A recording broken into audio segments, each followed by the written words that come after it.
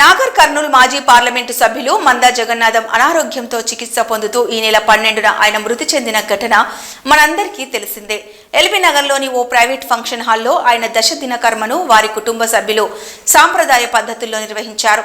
ఈ దశదిన కర్మల్లో పాల్గొన్న జిల్లా మంత్రి జూపల్లి కృష్ణారావు, మాజీ పార్లమెంటు సభ్యులు పోతుగంటి రాములు మరియు వివిధ రాజకీయ పార్టీల ఎమ్మెల్యేలు, మాజీ ఎమ్మెల్యేలు, నాయకులు, కార్యకర్తలు హాజరై వారి చిత్రపటానికి పూలమాలలు వేసి ఘన నివాళులర్పించారు.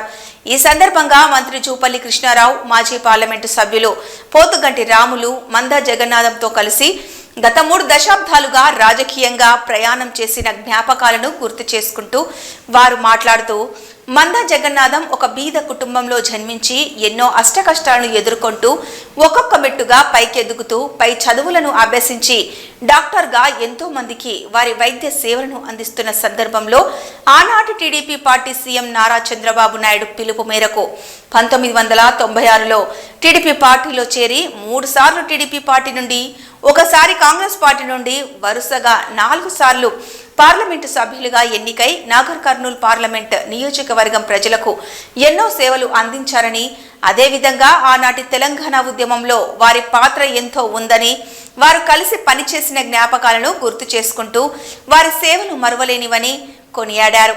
ఈ కార్యక్రమంలో కుటుంబ సభ్యులు, బంధువులు మరియు పార్లమెంటు నియోజకవర్గం కార్యకర్తలు తదితరులు పాల్గొన్నారు. అయితే జగన్నాథం గారి విషయాల్లో మర్చిపోలేనటువంటి సంఘటనలు ఉన్నాయి.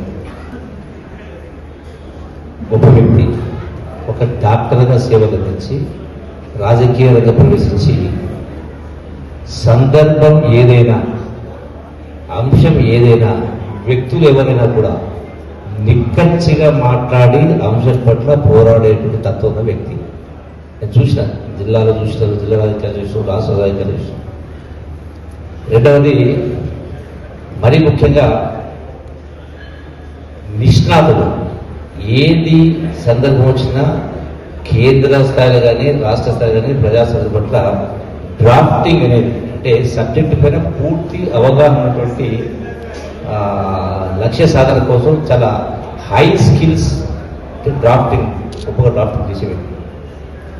మరొక విషయం ఏంటంటే, ముఖ్యంగా మర్చిపోయినటువంటిది, తెలంగాణ ఉద్యమ సందర్భంలో ముఖ్యంగా పార్లమెంటులో బిల్లు ప్రవేశపెట్టే సందర్భంలో, సరే అది కొంత సంఘటన జరిగింది, గ్యాస్ జరిగిన సందర్భంలో నాకు 1-10 సార్లు చెప్పేవాడు.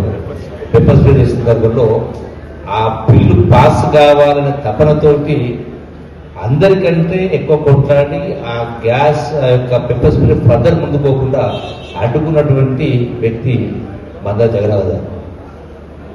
అంటే ఆయన కాంట్రిబ్యూషన్ చాలా ఎంపీగా ఉండి కూడా ధిక్కరించారు. ప్రణబ్ ముఖర్జీ గారు ఎంపీలు ఉన్న సందర్భంలో ప్రణబ్ ముఖర్జీ గారు ఆయన గట్టిగా ఎంపీలను మందలించి గట్టిగా మాట్లాడి చేస్తే మందా జగన్నాథ్ గారు ప్రణబ్ ధిక్కరించి క్యాపార్కర్ అనే పద్ధతిలో కైసన్ ఏదైతే అనే పద్ధతిలో మాట్లాడి అంటే పోరాటం చేసే వ్యక్తి. నాకు స్వతహాగా నేను ఆనాడు మంత్రి పదవికి, ఎమ్మెల్యే పదవి రాజీనామా పాదయాత్ర సందర్భంలో అక్కడ ఎస్పీ స్టేజ్ ఇవ్వను అనే సందర్భంలో అసలు ఆయన ఫోన్లో ఆ ఎస్పీతో మాట్లాడిన మాటలు వింటే ఇంకొకరు ఎస్పీతో ఆ స్థాయి వరకు మాట్లాడలేదు. అలాగే గట్టిగా మాట్లాడి దగ్గర ఉండి అక్కడ ట్రాక్టర్ తెప్పించి స్టే చేసి ఆ మీటింగ్ సక్సెస్ చేసినటువంటి. అట్లాగే అరెస్ట్ చేసిన సందర్భంలో కూడా మధ్యరాత్రి 2 గంటలకు వచ్చి కూడా పాపం ఎదుగుదల చాలా గొప్పగా గట్టిగా నాకు సహకరించి తోడుగా ఉన్న వ్యక్తి. అంటే ప్రతి విషయంలో కూడా నేను చాలాసార్లు కలుసుకున్న దగ్గర కలిసేవాళ్ళం. జగన్నాథ్ ఇంటికైనా బయటైనా మా ఇంటి దగ్గర చాలా సందర్భంలో. అంటే ఉండవలసిన వ్యక్తి మరి ఈ రోజున దురదృష్టం ఆ మధ్య లేకపోవడం బాధాకరమైన సంఘటన, మర్చిపోలేదు. ఒక వ్యక్తి పట్టుదల, పోరాటం, తపన అది పట్టుకుంటే గట్టిగా సాధించే వ్యక్తి, ఎదుగుదల వ్యక్తి. సో ఈ సందర్భంలో మనం ఆయన ఆయన లేని లోటును ఎవరు కూడా తీర్చలేము. సమాజానికైనా